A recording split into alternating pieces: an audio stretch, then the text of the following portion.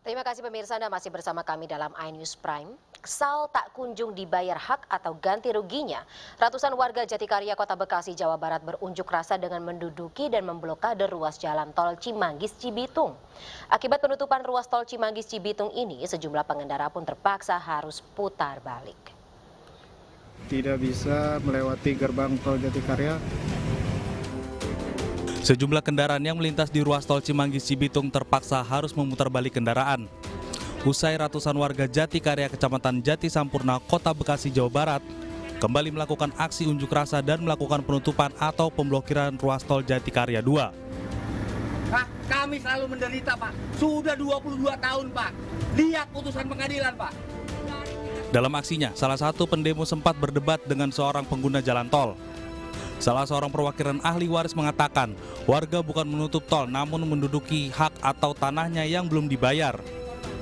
Selain itu, dirinya berharap uang ganti rugi yang sudah dititipkan di Pengadilan Negeri Kota Bekasi senilai 218 miliar dengan luas tanah 42.669 meter persegi dapat diberikan kepada para ahli waris.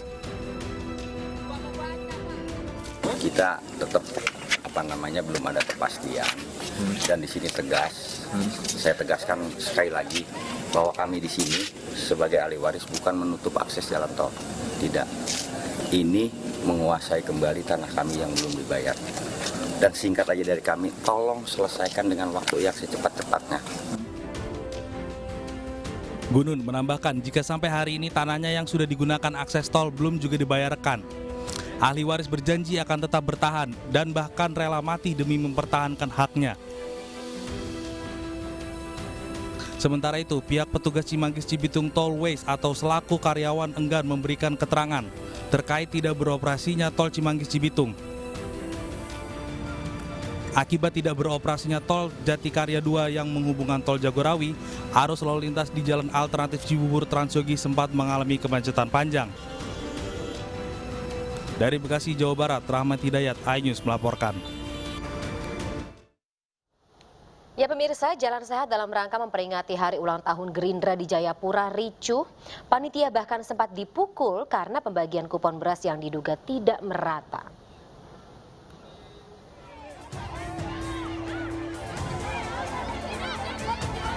Inilah keributan yang terjadi antara warga dengan panitia Jalan Sehat pada peringatan HUT Gerindra ke-15 di kota Jayapura, Papua. Jalan Sehat yang awalnya tertib, tiba-tiba menjadi gaduh saat panitia membagikan kupon beras pada warga. Bahkan seorang panitia perempuan menjadi bulan-bulanan warga yang berebutan untuk mendapatkan kupon. Warga berupaya merampas kupon yang dipegang oleh panitia. Tak hanya itu, sebagian warga yang tidak mendapatkan kupon menjadi beringas dan melempar sejumlah benda yang mengakibatkan sejumlah peserta terluka. Polisi pun menyemprotkan air untuk mengurai massa. Terkait dengan pelaku ya, pemukulan, kemudian korban ini juga kita periksa, segera kita visum. Kemudian juga kami mintai keterangan juga panitia penyelenggara ya, supaya kita bisa tahu ya ada permasalahan apa. Sabar sedikit saja, maka semua tadi akan sangat indah. Jadi yang hal seperti itu, saya bahkan terima kasih kepada semuanya yang sudah datang dari pagi ya sampai tadi berlangsungnya acara, walaupun ada sedikit saja. Ya, tapi nanti kita akan pikirkan solusinya seperti yang tadi saya sudah katakan. Hingga kini polisi masih mendalami insiden ini dengan meminta keterangan panitia serta memeriksa sejumlah saksi. Polisi juga sudah berhasil mengamankan seorang warga yang melakukan pemukulan terhadap panitia. Dari Jayapura, Papua, Freddy Nuboba, iNews melaporkan. Kita ke informasi lainnya pemirsa, seorang anggota kepolisian dari unit Intelkam Polsek Batu Ampar menjadi korban penganiayaan sekelompok pemuda yang sedang mabuk. Korban yang awalnya datang untuk melerai perkelahian, kini mengalami patah kaki dan luka di wajah serta kepalanya.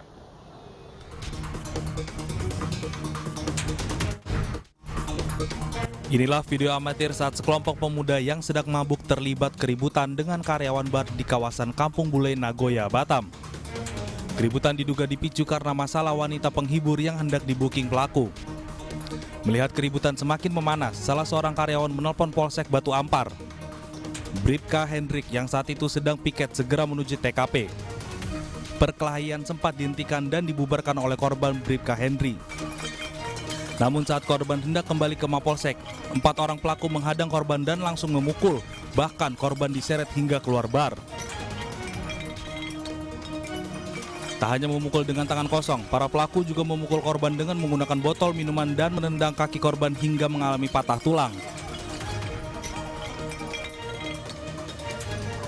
Selain anggota polisi, korban luka juga dialami tenaga pengaman yang turut melerai penganiayaan yang dilakukan pelaku pada Bribka Hendrik.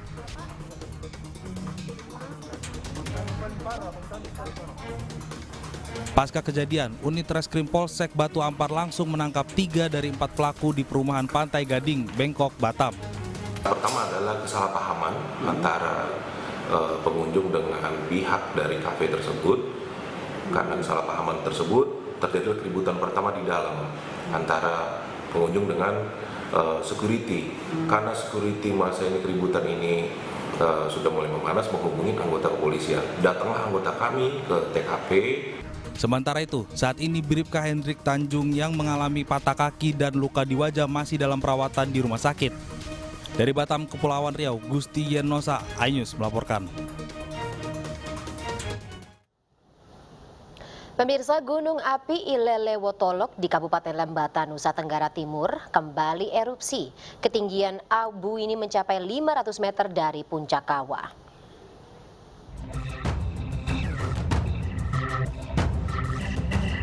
Gunung api Ilelewotolok di Kabupaten Lembata, Nusa Tenggara Timur kembali erupsi Kamis pagi. Terjadi beberapa kali erupsi, terpantau CCTV pos pengamatan sebanyak 2 kali erupsi dengan tinggi kolom abu mencapai 500 meter dari puncak kawah. Warga diimbau agar tetap waspada.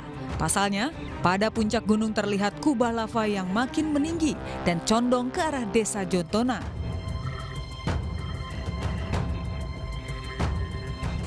Dengan amplitude 34,6 mm dengan durasi gempa 84 detik. Dengan tinggi kolom abu teramati 500 meter di atas puncak, dominan abu teramati condong ke arah barat laut. Sampai dengan saat ini status gunung api Ilelewotolok masih di level 2 waspada. Demikian informasi dari pos pengamatan gunung api Ilelewotolok. Hingga saat ini, Gunung Api Ilelewotolok berstatus waspada. Warga diimbau untuk tidak melakukan aktivitas dalam radius 2 km dari puncak gunung. Dari Lembata, Joni Nura, iNews melaporkan. Ya pemirsa, ada pertanyaan untuk Anda. Berapa rakaat sholat tarawih yang biasa Anda jalankan? Nah, di Mandailing Natal, Sumatera Utara, pelaksanaan sholat tarawih ini bisa mencapai 4 jam. Penasaran kan? Sesaat lagi.